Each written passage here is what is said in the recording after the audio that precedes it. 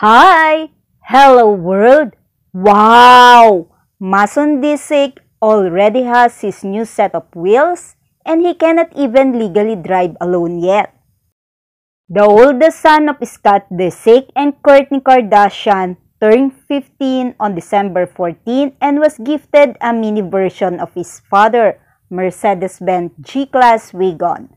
Felt like it was only fair for you to get your first G-Wagon. Even if it's a mini G-Wagon, it's still a wagon. Love you, son. Let's the good times roll, Scott said of the lavish present to Mason.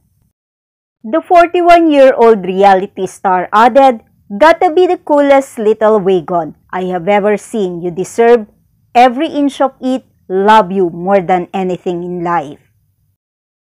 Thank you, Entertainment Tonight and Getty Images. Beautiful day to all.